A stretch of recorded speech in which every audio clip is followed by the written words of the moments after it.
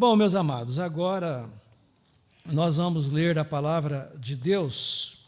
Vamos nos colocar de pé, vamos ler alguns textos aí.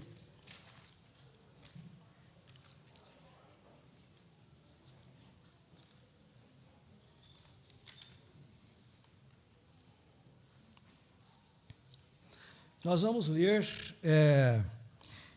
primeiramente, nós vamos ler Hebreus 9, 27. Todos esses textos que nós estamos tomando por base em cada preleção aqui, são referentes ao juízo e à justiça de Deus. Por isso que eu disse, irmãos, olha, é muito sério. O juízo e a justiça de Deus são eminentes. Vai acontecer, acontecerá. Então, que vocês estejam sempre nos acompanhando, vendo, especialmente olhando para esses textos, né? Então, em Hebreus 9, 27, vamos ler todos juntos? O que diz?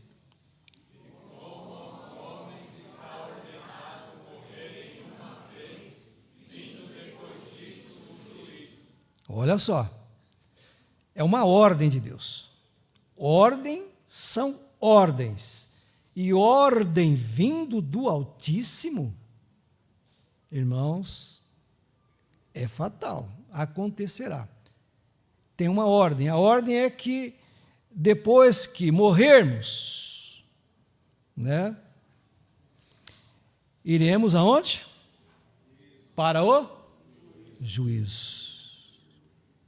Aqui já exclui uma série de doutrinas que nós não vamos entrar em detalhes. Seria para outra mensagem, uma outra hora, né? Mas exclui a invocação de mortos, exclui a doutrina que não é bíblica, segundo a palavra de Deus, do espiritismo e todas as suas raízes. Porque tem pessoas que pensam que vai morrer e tem outras chances, né? Aqui está dizendo que está ordenado morrer uma só vez. E depois é juízo. Preste atenção. Agora, vamos ler também Eclesiastes 12, 7. E Eclesiastes 12, 7, Mateus 24 e Isaías 24 foi assunto da nossa lição hoje, da escola dominical, hoje. Na minha classe, né? Na minha classe de doutrinas. Eclesiastes 12, 7, o que diz? Vamos lá, está na tela? Olha lá.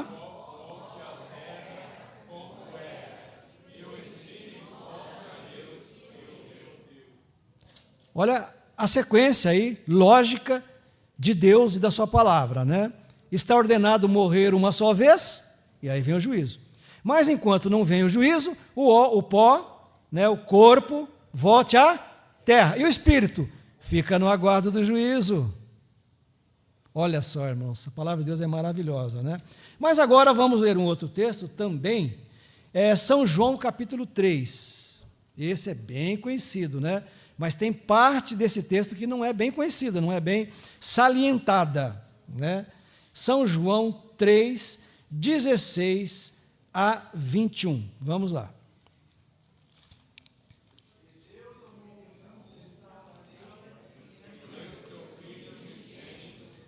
Que todo aquele que nele crê não pereça, mas tenha vida eterna.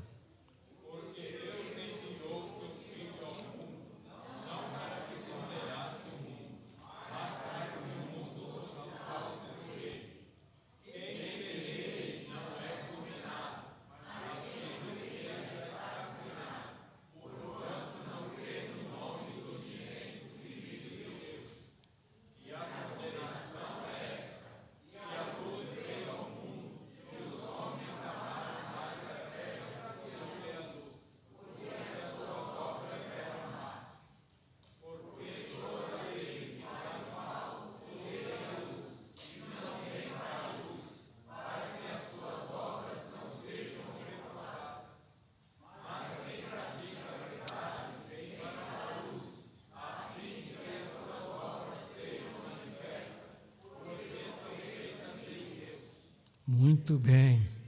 Que Deus abençoe essa palavra em nossos corações. Amém? Nós costumamos ler o versículo 16, né? Que é maravilhoso. Que tem um viés aí, segundo alguns teólogos, sobre a teologia universalista, que Deus vai salvar todo mundo, porque Ele ama todo mundo, não vai condenar ninguém. Só que o contexto do versículo 16 que acabamos de ler mostra outra realidade. Mostra que se não crê, quem nele crê não é julgado. E quem não crê já está sob condenação, já está julgado. E agora? Estão percebendo como uma coisa é séria? A nossa vida, a nossa trajetória em direção à eternidade? É muito sério, não é? Então esse texto ele fala sobre isso e nós vamos estar comentando por que as pessoas não querem o amor de Deus. Por que não vêm para a luz?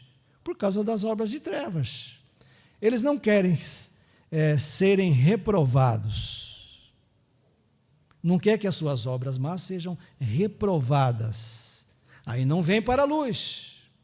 E vai protelando, como o ditado popular hoje, vai empurrando com a barriga a vida espiritual. Aí chega o juízo, não tem volta. E agora? Então, amados, vamos orar, agradecendo a Deus por essa palavra que vamos, mais uma vez, falar nesta noite. Senhor Deus, o Senhor é nosso Pai de amor, é o Deus bendito, é o nosso pastor. Só o Senhor é que nos conduz às fontes de águas vivas, aos campos verdejantes. Só o Senhor prepara uma mesa na presença dos nossos inimigos. Só o Senhor tem o cajado como pastor eterno para nos guiar, nos sustentar, ó Deus eterno, para que venhamos habitar na casa do Senhor para sempre, como nos diz precisamente o Salmo 23.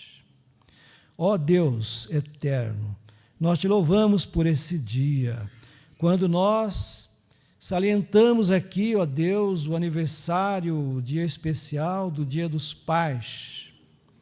Nós te louvamos por cada pai desta igreja, te louvamos por todos os pais que estão nos assistindo e nós suplicamos encarecidamente, ó Deus, que o Senhor dê para cada um a alegria, ó Pai eterno, da família, a alegria da convivência, da comunhão familiar, a alegria principalmente de servir ao Senhor, de se dedicar, a alegria de ver os seus filhos crescendo na graça, crescendo no conhecimento, servindo ao Senhor, ó Deus eterno.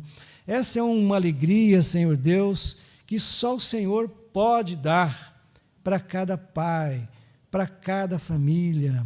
E nós te louvamos, ó Deus, porque o Senhor tem feito isso, o Senhor tem disponibilizado essas possibilidades de fraternidade, de comunhão, de crescimento, quando nós presenciamos crianças, ó Deus, profetizando aqui, Senhor Deus, que ama os seus pais, quando presenciamos essas gravações simples, humildes, mas que mostram uma grande verdade, a verdade da família, a verdade da comunhão, a verdade da integração, a verdade da dedicação, ó Pai eterno, isso é maravilhoso aos olhos do Senhor.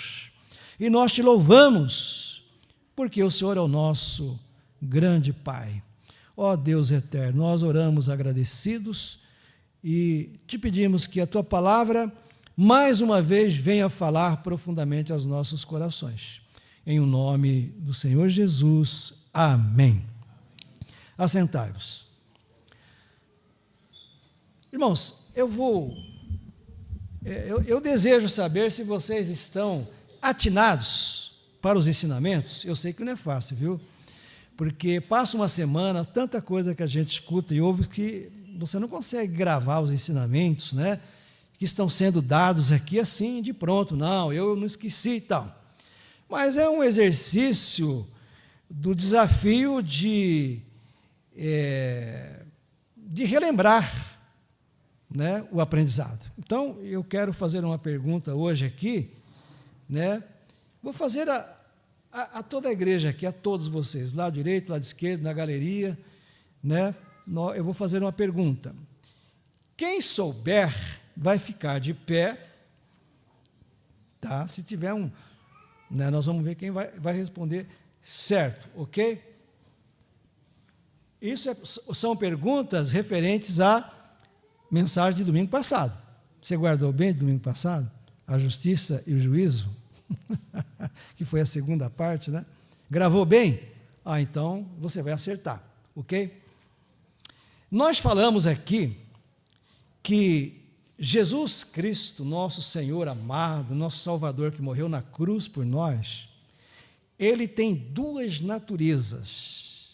Quero saber de vocês, se vocês se lembram quais são as duas naturezas de Jesus.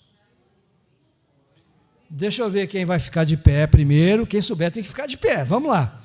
Quem é que tem coragem aí? Vamos lá. Ih, levantou dois aí. Vamos lá. Pronto. Um irmão e uma irmã. Ricardo. As duas naturezas natureza divina, de Deus, e natureza humana. Será que ele está certo? Raquel, fala você. Pronto, vocês acertaram. Pode vir buscar seu prêmio. O carrão está aqui, 0 bala, ó. 0 quilômetro. Uma para cada um, tem dois. Ah, é verdade. Obrigado. Tá bom. Peguei o dinheiro com o João para comprar uma 5 caixas da igreja. Ah, tá bom. Tá certo, obrigado. Parabéns, vocês prestaram atenção, hein? Tá vendo? Gravaram. Isso é muito importante, irmãos, porque eu tinha outras perguntas para fazer aqui, vou deixar para domingo que vem, né? Porque acabou o prêmio. Oi? Tá. Estão gravando, isso é legal porque você grava os ensinamentos, né? Por que é importante, irmãos? Porque as pessoas não têm o entendimento desses ensinamentos, a maioria das pessoas. Eles não entendem como é que Jesus era homem, humano, que nem nós, e como ao mesmo tempo ele era Deus. Porque ele tinha duas naturezas, a humana e a divina. E nós explicamos domingo o porquê, que ele se identificava conosco, né? E tudo mais, os irmãos aprenderam. Mas agora vamos ver aqui e dar continuidade. Muito bem, irmãos, olha só. Nós aprendemos já, domingo passado, sintetizando aqui, 10 lições, mas eu vou só lê-las rapidamente, tá? Primeira, nós aprendemos sobre os maravilhosos atributos de Deus, o justíssimo juiz de tudo e de todos. Uma lição preciosa. Segunda lição, a grandeza de Deus no universo criado por Ele revela sua imparcial justiça para todos. E vimos também, falamos um pouquinho da criação, revelação natural, etc. Terceira lição, nós aprendemos sobre a transcendência e sobre a imanência de Deus, ou seja, esse Deus grande, tremendo, que está no trono acima de tudo e de todos, mas também Ele está perto de cada um de nós e nos acompanha dia a dia e sabe de tudo que somos e que fazemos. Aprendemos também, a quarta lição, a nossa pequenez e fragilidade. Nos ensina a nossa total dependência de Deus. Quem é você diante de Deus? Nada. Quem sou eu diante de Deus? Nada.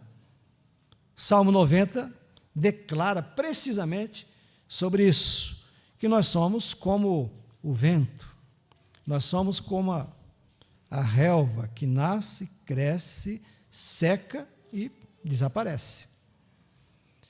Então, quem nós somos diante desse Deus tremendo? Aprendemos essas lições também. Por isso, a importância de nos prepararmos para o juízo. Aprendemos também a quinta lição, a personalidade de Deus, seu caráter.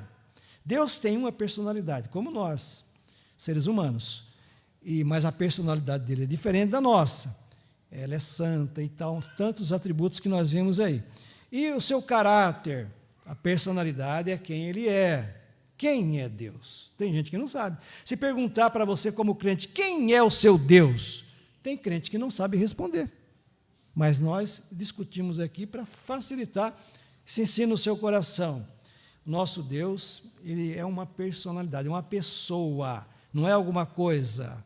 É um ser pessoal, é um espírito perfeito. Mas tudo aquilo que aprendemos. Mas o seu caráter mostra o que ele faz, como ele age. Então, nós aprendemos isso também. Nós aprendemos sobre a natureza de Cristo, a humana e a divina, como foi falado aqui agora. Aprendemos a 7ª lição, que na natureza de Cristo, ele é totalmente divino. Ele é Deus encarnado. Na lição 8, nós aprendemos que o nosso livre-arbítrio,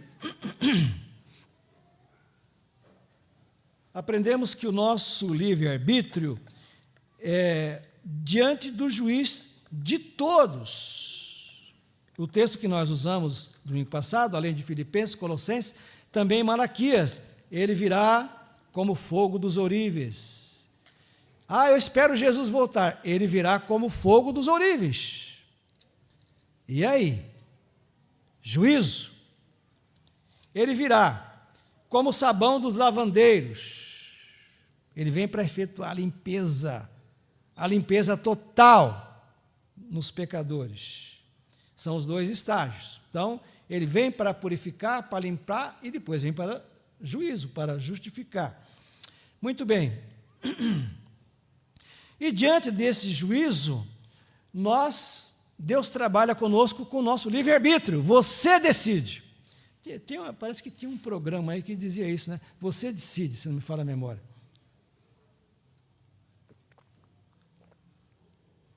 E aqui você escolhe um juízo do lado de Deus ou um juízo com Deus contrário às suas atitudes. Deus nos dá essa condição, né, do livre-arbítrio, porque Ele nos fez seres responsáveis. Nós somos responsáveis, o nosso corpo, a nossa mente, o nosso intelecto, eles são responsáveis pela nossa alma. Olha que coisa interessante, né? Então, nós somos corpo e alma, ou corpo e espírito. Como queiram, né? Dicotomia ou tricotomia, mas nós somos corpo e alma, ou corpo, alma e espírito, mas não somos uma coisa só, né? Nós temos que prestar atenção o que nós fazemos com o nosso livre-arbítrio. Nós somos responsáveis por tudo aquilo que fazemos. Nunca podemos transferir a nossa responsabilidade e as nossas culpas para Deus. Deus é que sabe. Deus sabe se Ele vai me condenar. Deus sabe se eu mereço. Deus sabe se eu vou estar no céu ou no inferno. Não, você também tem que saber. Você é responsável. Deus te criou um ser responsável. Você tem capacidade para decidir tudo na sua vida, o bem e o mal. Amém?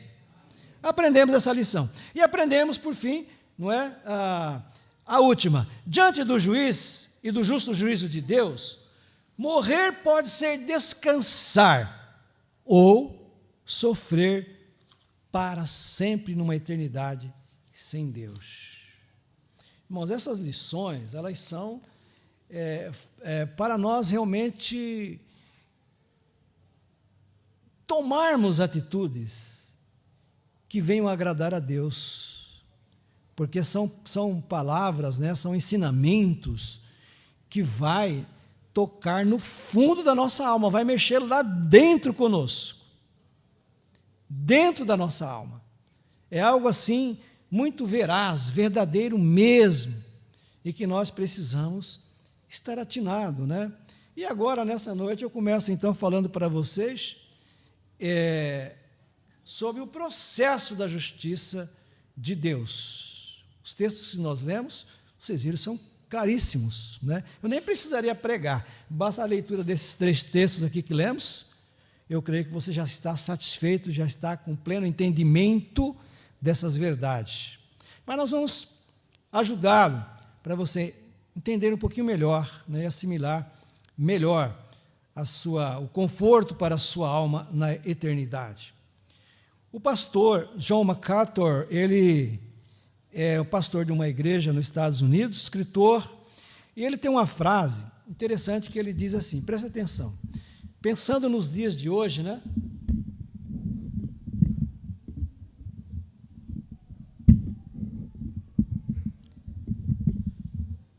Pensando nos dias de hoje, eu creio que ele está perfeitamente, né? Ele foi perfeito nessa frase aqui.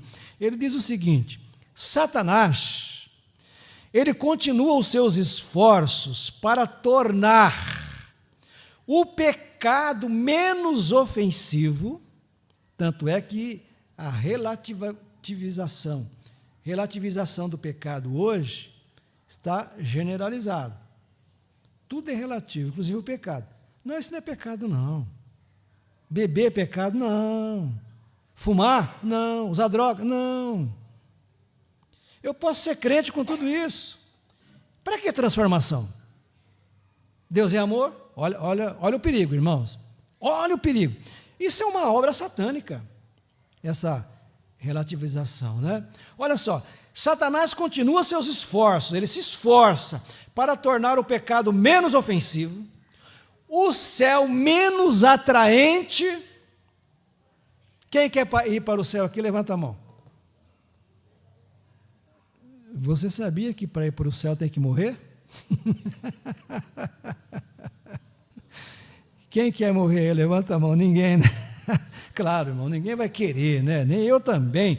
Domingo, lembra que nós falamos a diferença, né, de morte, morrer? Nós, os crentes, quem tem Jesus Cristo, não tem medo da morte, mas todos nós temos medo de morrer, né? Que morrer é um castigo, a vida foi um dom de Deus, Deus deu a vida para nós, a vida é maravilhosa, a vida de família, a vida de ser útil na sociedade, enfim, de tudo que fazemos aqui, a vida é maravilhosa e ninguém deseja morrer, está certo? De vez em quando, né, tem doenças aí que levam a pessoa ao suicídio. Eu creio que tem bastante influência maligna nisso aí, também por trás da doença. Porque Deus não quer que ninguém se suicida. Que isso, eu dei a vida para você, você não tem esse direito. Dei a vida para você viver. Não é? Mas tem gente que faz isso. Então nós temos medo de morrer, nós não queremos morrer. Tem gente fazendo o contrário, mas nós não queremos morrer.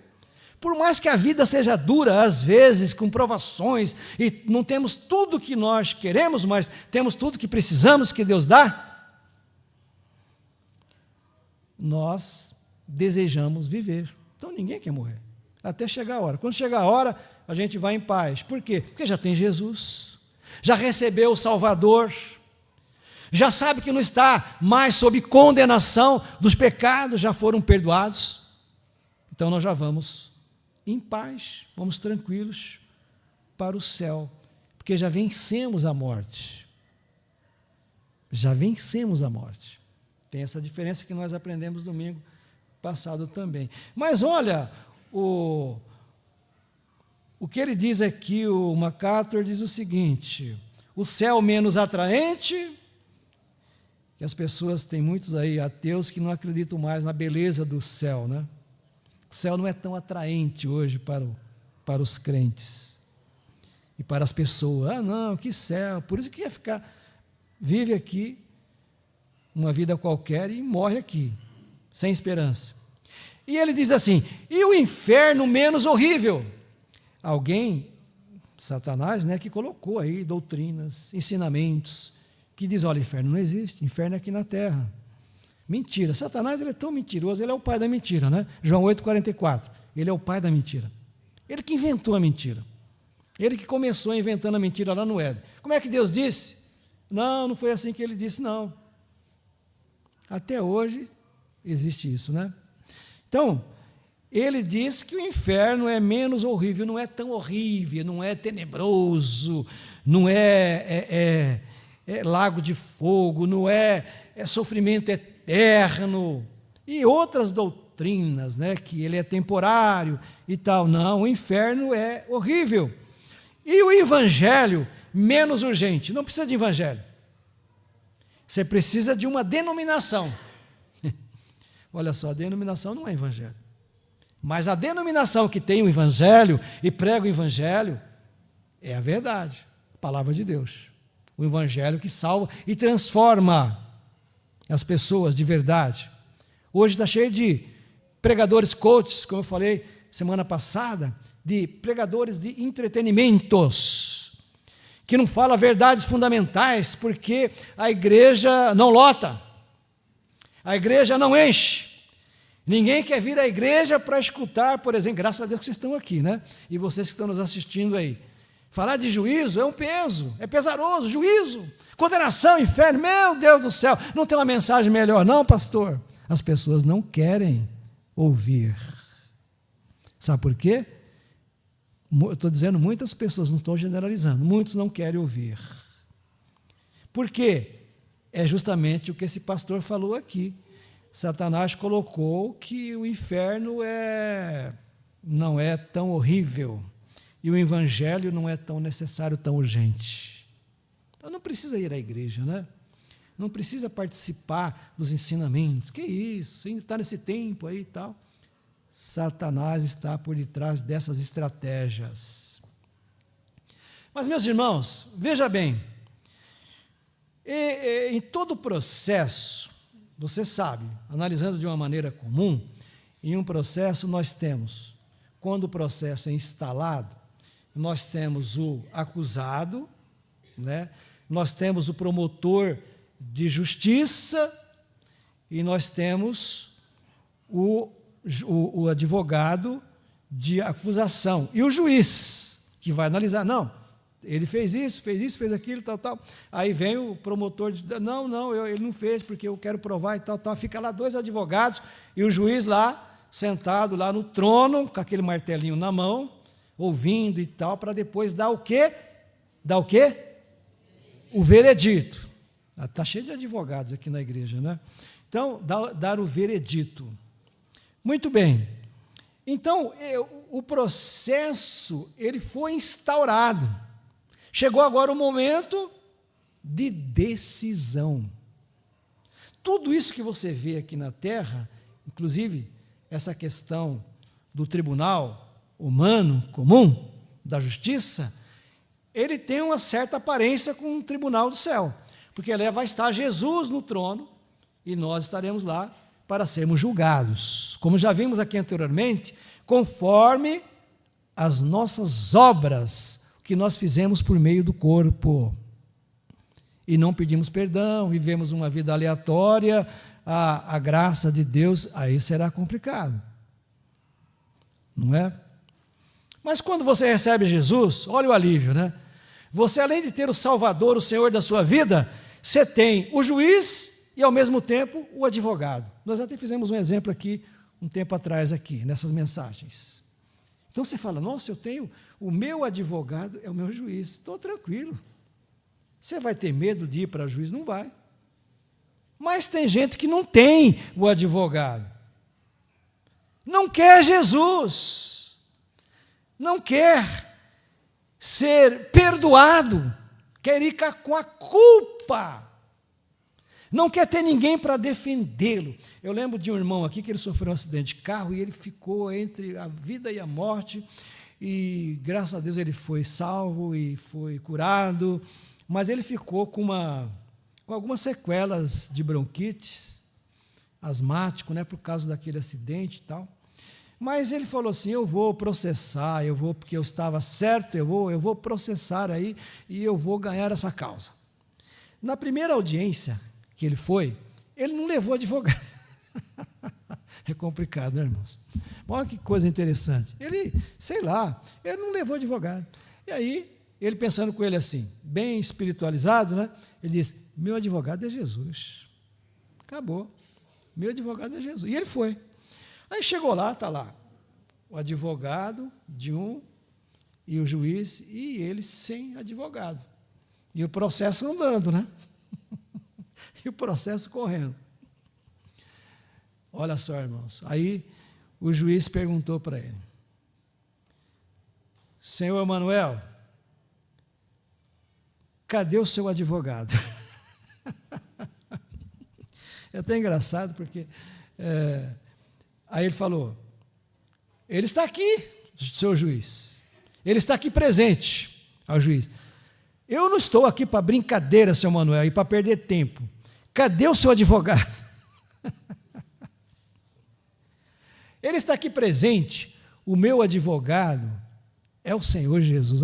Aí o juiz riu, né? Vai falando, não é possível. Até aqui aparece esse tipo de gente, não é possível.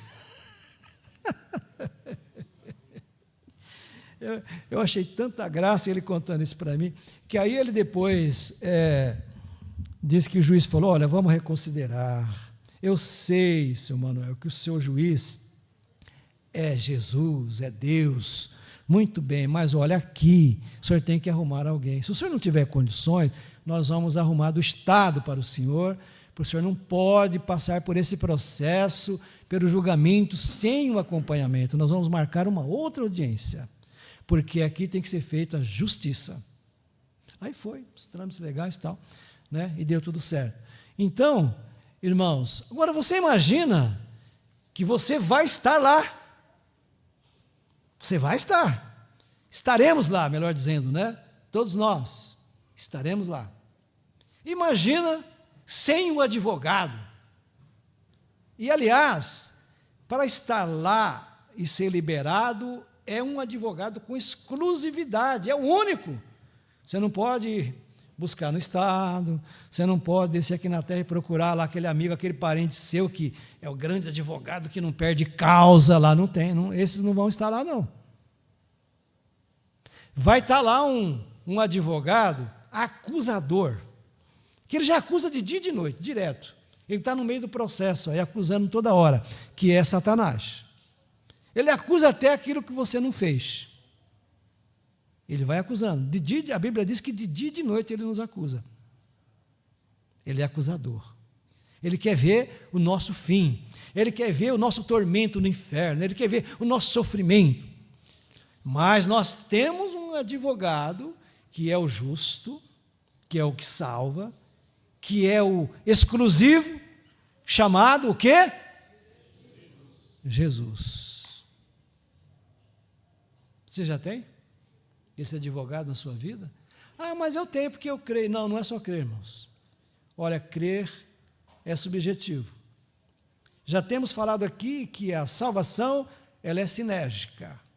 Ela é acompanhada das obras de Deus, não as obras suas, não são minhas, presta atenção. As obras de Deus. É o sinergismo de Deus, não é o nosso. É o trabalho espiritual, é a dedicação a Jesus, é a confissão a Jesus, é ter coragem de dizer: Senhor Jesus, eu sei que o Senhor me ama, eu recebo o Senhor no meu coração, na minha vida, eu preciso ser salvo. O Senhor me perdoa, Senhor, eu quero ser do Senhor, eu quero ir para o céu, não quero ser condenado. Frases desse tipo te garante o advogado e uma eternidade, um juízo de absolvição. Mas eu pergunto aqui, você já fez isso na sua vida? Em algum tempo? Não? Então, o processo está em andamento. Hoje você está vendo que ainda dá tempo.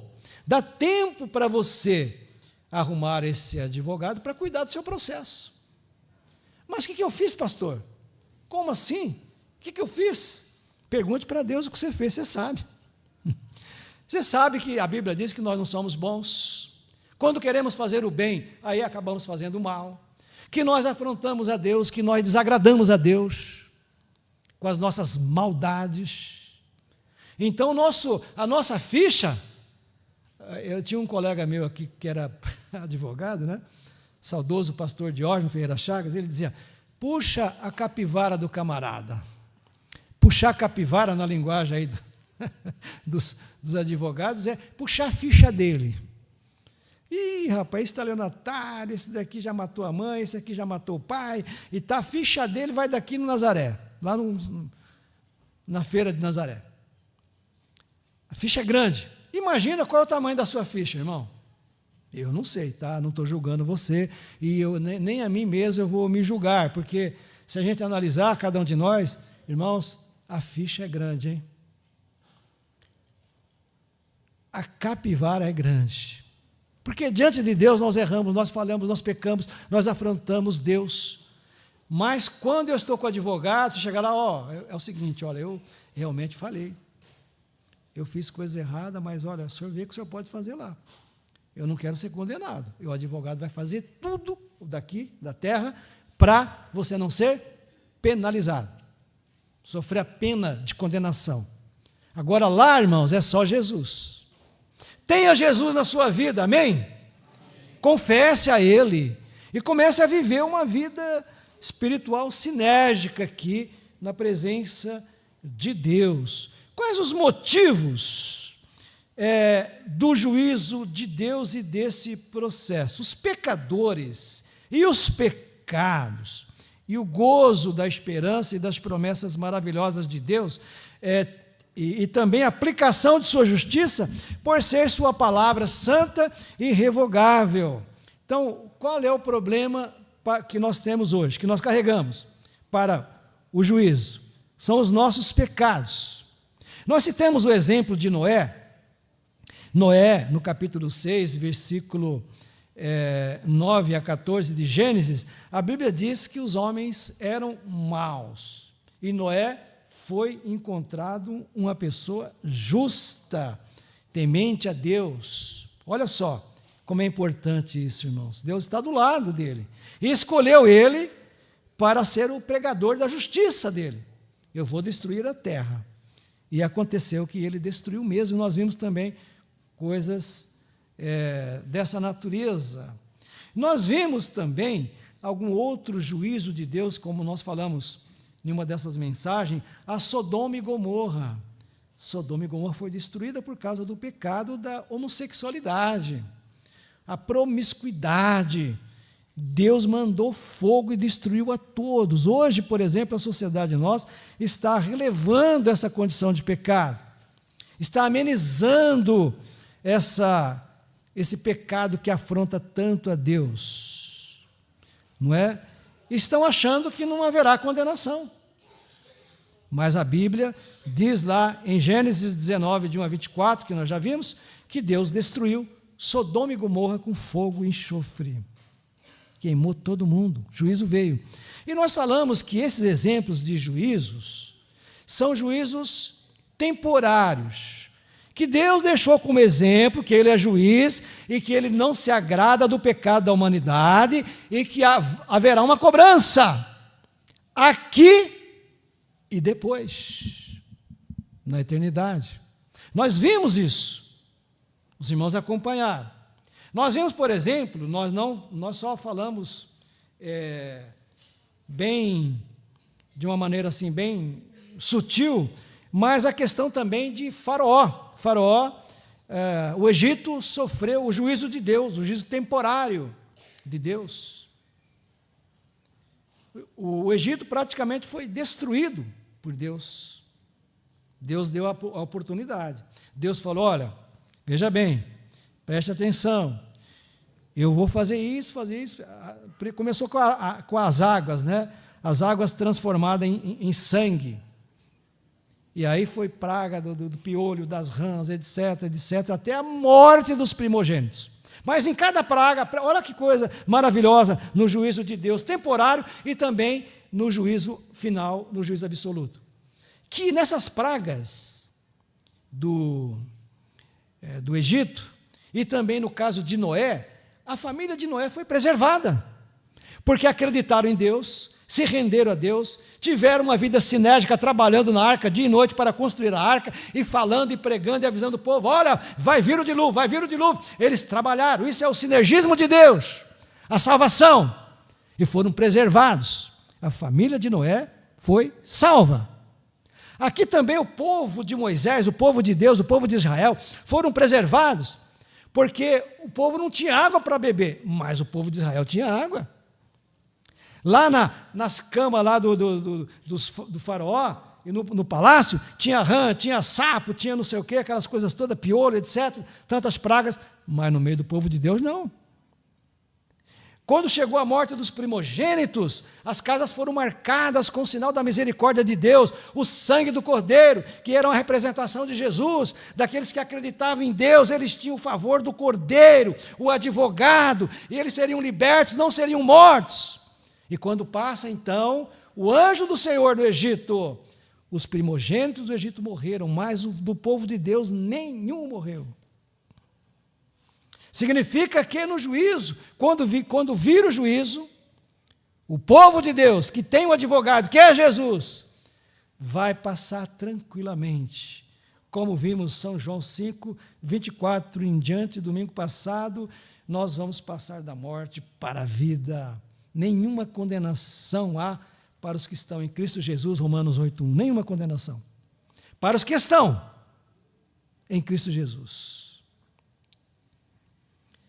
Muito bem, então nós vimos todos esses exemplos de juízo aqui na terra e falamos até de alguns individuais, que Deus, para executar a sua justiça, às vezes permite alguma provação na nossa vida para a gente acordar, se aproximar mais de Deus.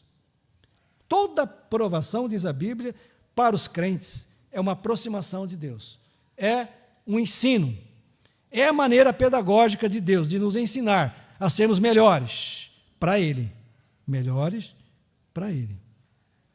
para sermos mais úteis a Ele. Então nós aprendemos, somos provados, às vezes é um acidente, às vezes não estou dizendo que tudo isso seja um juízo de Deus, né? Mas muitas vezes, de fato, é para melhorarmos, não é para prejudicar-nos. Muito bem. Agora, irmãos, quando a gente fala aqui que o pecado afronta e nós temos que ter cuidado, olha só, algumas coisas que estão acontecendo no mundo, especialmente no Brasil. O povo parece que não tem medo de Deus mais, não tem medo do juízo. Olha só aqui no nosso caso do Brasil. Mais de 20 milhões, uma estatística que já está até atrasada, né? Mas ela não está atualizada. Nós temos no Brasil mais de 20 milhões de mães solteiras. Olha o que o pecado faz. A promiscuidade, o homossexualismo e essa vida da nossa juventude, dos nossos jovens e até das nossas crianças, né? Olha o que Satanás está fazendo. Está massacrando a humanidade. Então, a maioria dessas crianças, desses filhos, não terão, muitas vezes não terão um pai. E, às vezes, ainda na adolescência, antes de chegar à juventude, já tem mais do que um pai. Porque aí depois continua mais um e outro, e às vezes é 2, 3 filhos sem pais. Quer dizer, tem o pai, mas não está no lar, não está naquela convivência, aquilo que é realmente uma família cristã, de Deus e tal. Então, não estou dizendo todos os acontecimentos, mas muitas vezes, né, na maioria das vezes é isso. Então, são 20 milhões, é a estatística do Brasil, do nosso país. 20 milhões de mães solteiras. A violência no Brasil, por exemplo, na Bahia, chega a 12,5% de violência e mortes de todo o Brasil. Só na Bahia são 12,5%, né, de porcentagem. Então, quando você for para a Bahia, vai vestido de Rambo, tá? Você vai bem armado, porque lá a coisa está grave. Violência, morte, né? No Rio Grande do Sul, que teve agora esse acontecimento terrível, é considerado o estado que mais invoca espíritos maus. O Rio Grande do Sul, ele tem esse lado, esse viés aí de espiritismo, de invocação a demônios, espíritos maus. E agora, interessante, agora, ó, eles estão para fazer o que lá no Rio Grande do Sul? eles vão levantar uma grande estátua, sabe de quem?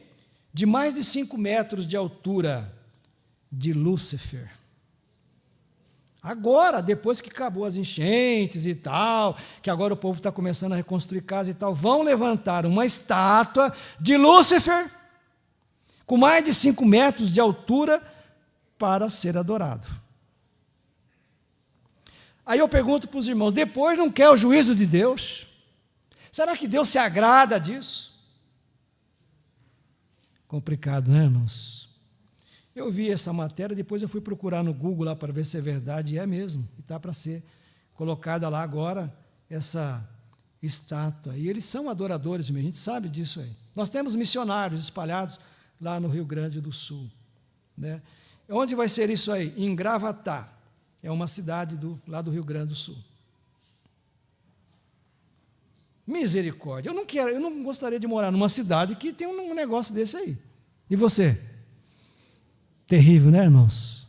Mas é o pecador. Irmãos, perdão que eu esqueci de olhar para o relógio, agora que eu estou olhando que já terminou. Mas veja que coisa, irmãos, essa afronta de pecados, lá em Porto Alegre, na capital,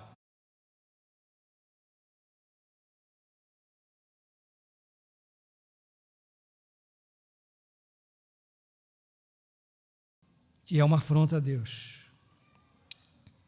Então, para concluir essa parte hoje, irmãos, da terceira mensagem que nós acabamos de iniciar, não é?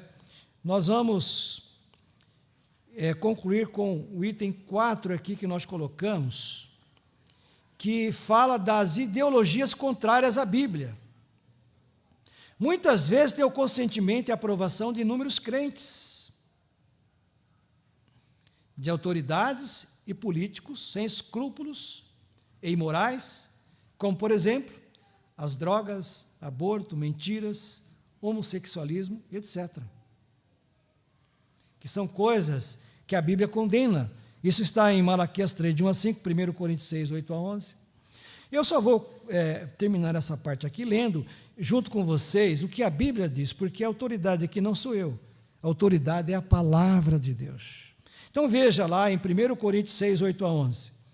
Vamos ler todos juntos. 1 Coríntios, capítulo 6, 8 a 11. Se der para colocar na tela, que aí nós vamos ficar de pé já.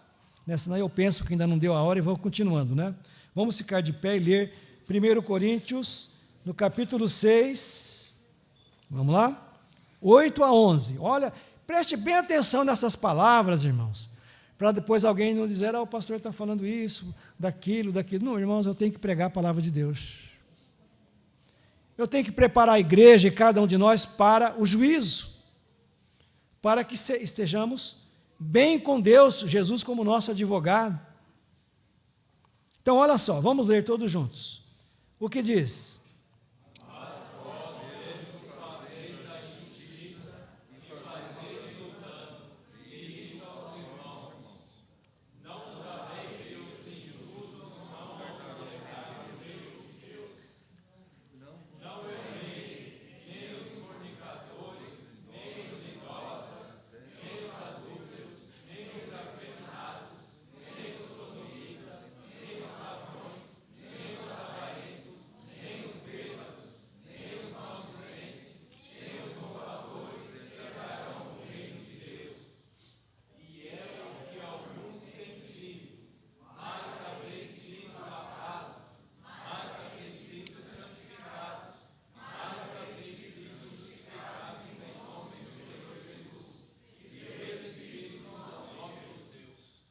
Muito bem. Olha, irmãos, que maravilha.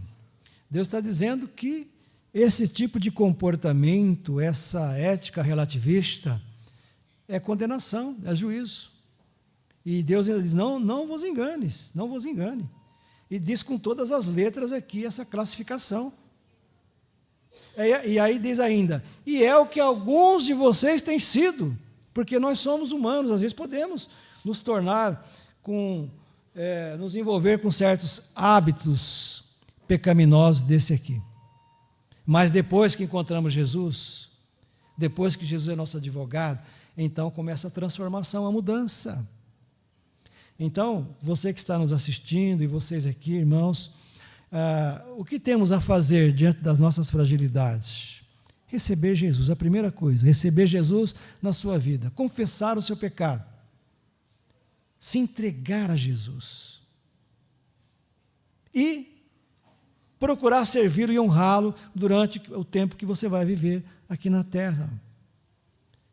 E clamando pela misericórdia de Deus, para que possamos passar no juízo absolvidos, sem sermos condenados. Que assim, ou que isso possa acontecer na sua vida, nas nossas vidas, todos aqueles que estamos aqui ouvindo e apreciando a palavra do Senhor. Que Deus nos abençoe, em nome de Jesus. Amém? Amém. Vamos cantar o hino agora. Esse hino agora, ele vai concluir, né, nessa música 259, que vai dizer, né, quando findar o labor da sua vida, quando a morte a teu lado chegar, que destino terá a sua alma, né? Qual será no futuro o seu lar? Para onde você está indo? Para o juízo. Mas no juízo ou depois do juízo, aonde será o seu lar, sua morada? Então esse hino, ele vai também nos alertar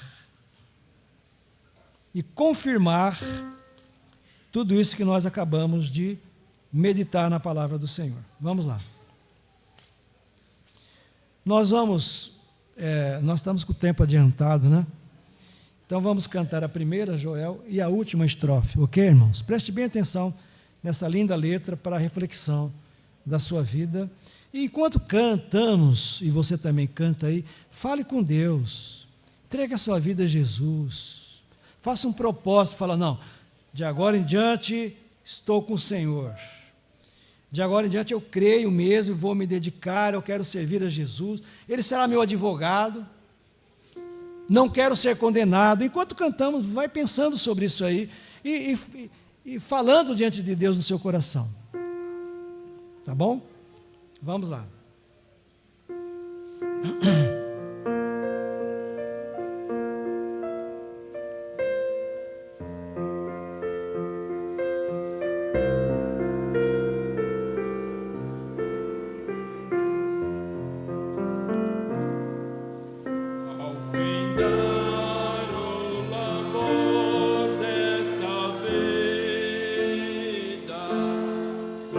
A morte ao teu lado chegar, que destino de ter a tua alma, qual será no futuro teu lar, meu amigo, hoje tu